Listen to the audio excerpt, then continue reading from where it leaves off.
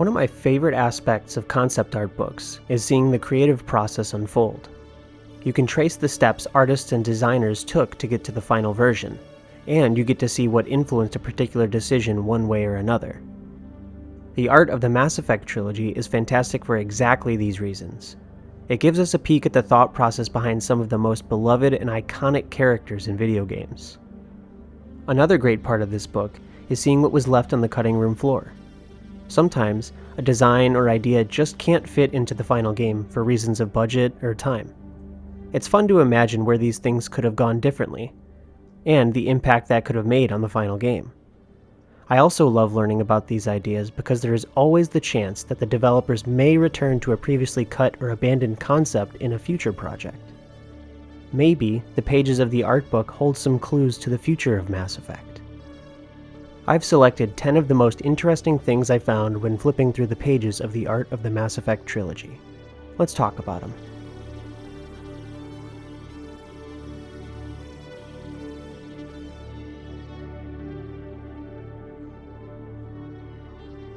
Early in the design process for the Normandy SR2, the developers played with the idea of adding a customization mechanic. This feature would have allowed players to choose between 5 levels of personalization for the Normandy's exterior. It's unclear exactly what these customizations would have looked like, but the art book reveals a few alternate designs for the ship that showcase different tail fin and wing placements. The paint job and color scheme for these alternate versions looks mostly the same though, which implies to me that the changes players could make to the ship would be structural, but not to the point of altering the Normandy's interior, as the inside of the ship was specifically created to feel more high-tech and larger than the SR-1 to house all of the Mass Effect 2 party members. Ultimately, the customization mechanic was cut in favor of using pre-rendered cutscenes to make space scenes feel more epic. I'm speculating here, but maybe this idea was repurposed into the upgrades that the crew members suggest in order to prepare for the assault on the collector base. Either way, I think removing this feature was a good move.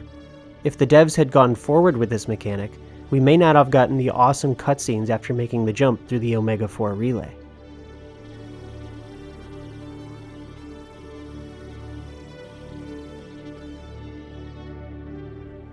At one point, Mordin was going to have Geth technology attached to his armor in the form of tentacles that would help him type. I'm glad the devs moved away from this idea because, yeah, it's pretty odd. I mean, it's a small design detail, but it could have had a huge impact on his character. Why does he have this technology? Is it just a tool? Or is it conscious like a full Geth unit? Did he get it from his time in the Solarian STG? Are the STG studying the Geth? If so, for what purpose? You can see how such a tiny detail can snowball into an avalanche of possibilities. I'm happy the devs landed on the version of Mordin we got. He's a fantastic character, and who knows how even a small change to his appearance could have affected the end result. The art book reveals another fun detail about Mordin's design. You know that collar attached to his armor? It actually doesn't have a specific purpose. The design purpose is to create a more unique silhouette for the character. However, no dialogue or lore exists to explain its function within the story world. I hadn't really thought about it before, but it is curious. What does this collar do? Let me know what you think in the comments.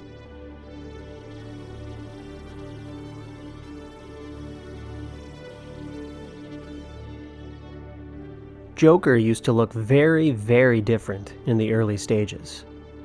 For the first Mass Effect, BioWare artists drew headshot sketches for the Human Alliance characters, Ashley, Kaidan, Anderson, and Joker, to help establish their unique style. Obviously, this was done quite early in the creative process, so it makes sense that designs changed as the developers got deeper into the project. That said, I can see the resemblance for the Ashley, Kaidan, and Anderson sketches to their final counterparts. Joker is the one exception. To me, the Joker sketch is wildly different from the Joker we know and love. The blonde hair, pupilless eyes, and long, gaunt facial structure speak to a character with a very different personality. The one feature that lets me see a bit of our Joker is the eyebrows. There's a snarkiness in them that, to me, hints at what the character would develop into. I admit that this is entirely subjective.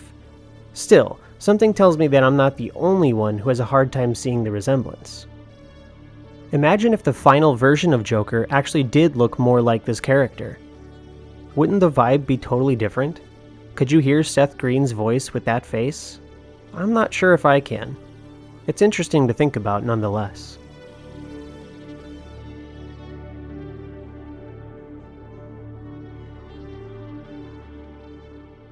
There are two interesting details I found that discuss the look and vibe evoked from clothing, specifically pertaining to Thane, but I think they have wider implications.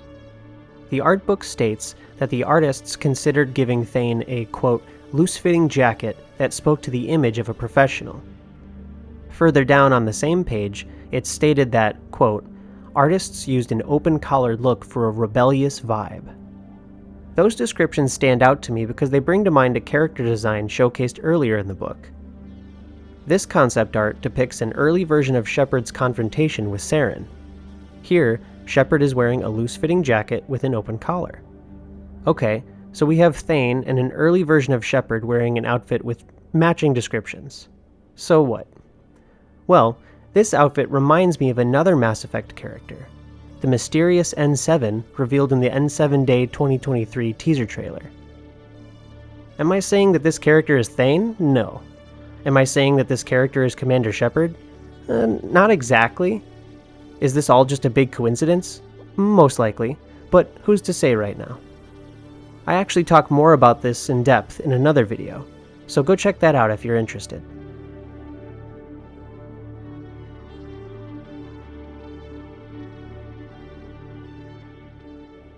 Similar to the first game, facial sketches of Thane were drawn for Mass Effect 2, and the artists came up with a lot of ideas to figure out what the Drell would look like. Some are pretty odd, others completely terrifying. But it's fascinating to see all the different variations and possibilities BioWare explored with this species and Thane's character. One concept includes a note from the artist, proposing the idea that Thane's face could shapeshift, allowing him to take the appearance of other races like Solarians, and maybe that's a Krogan? It's easy to see why this idea fell by the wayside. Drell body types are really only similar to humans, and you could argue Asari as well for female Drell.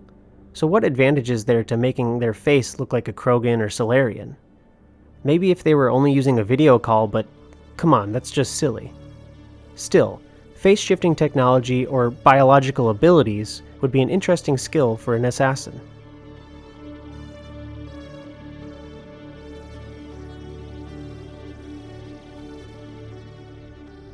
When it comes to villains, it's hard to top the Illusive Man. He is one of the most brilliantly designed characters in the series, and the art book clarifies a few subtle physical details from Mass Effect 2 that hint at his darker nature. The Illusive Man's defining feature is his glowing blue eyes. When you first see him, many questions come to mind, one of the foremost being, how and why does he have eye implants? It isn't really discussed in-game, but the lore behind his eyes is explored in the comic Mass Effect Evolution. I made a video review of that comic, so go check that out if you're interested. Giving a character something we don't see anywhere else is a great way to make them not only stand out, but evoke a sense of mystery and suspicion. The art book states that the Illusive Man's eye implants were given a lot of attention, and were specifically crafted to subtly convey an inhuman look. Glowing eyes on a sci-fi character may not be enough to fully convey a sense that something is off, but what helps seal the deal is that the developers specifically made the conversations between Shepard and the Illusive Man take place via hologram. This choice helps players pick up on the unfeeling nature of the character. Maybe it's easier to follow an ends justify the means ideology when you don't have to witness the means firsthand.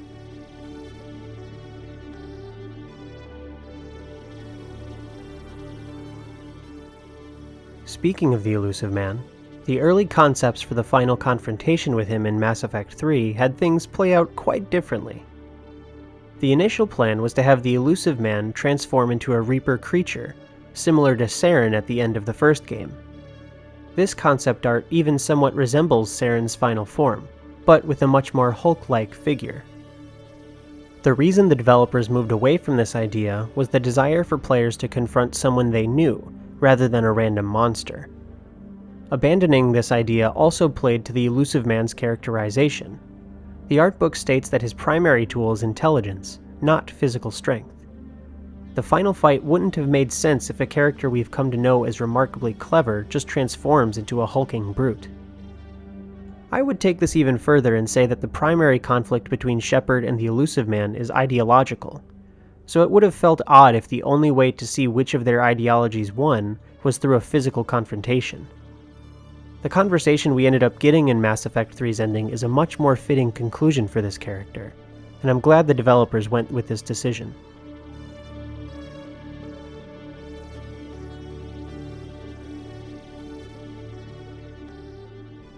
The early concept art for Ravagers, the Reaper enemies that used to be Rachni, is horrifying. Alternate versions of the creatures were a twisted human-Rachni hybrid with a cannon emerging from a human head. The art is truly terrifying, and BioWare knew this well enough. The art book states that the early designs were considered too disgusting, so later versions were drawn to more closely resemble the Rachni from the first Mass Effect. I think this was probably the right move, but I can't help but imagine what Mass Effect 3 would have felt like if we actually had to fight Ravagers that looked like the early concepts. It would have taken the tone of a horror game, which could have been a huge benefit. It could have also assisted in adding pressure to Shepard's mission. Players would have seen this monster and thought, this is what the Reapers are doing to the humans back on Earth? We have to get back and save everyone as soon as possible.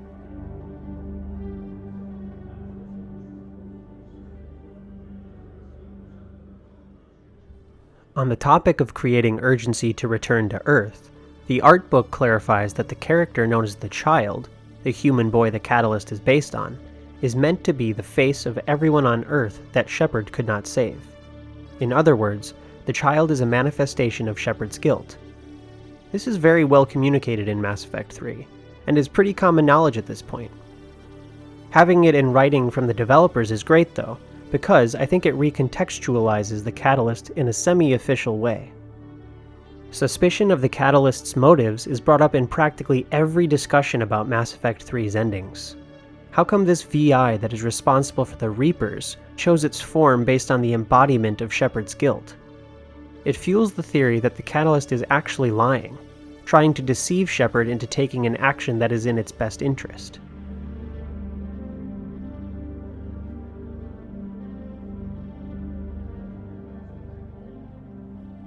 I'll admit, I'm reaching quite far with this last detail, but I think it's interesting nonetheless. The art book showcases beautiful concepts of early versions of the Citadel. The art style is gorgeous. I love the feel of these environments. It reminds me of classic 70s and 80s sci-fi. One piece of artwork in particular caught my eye.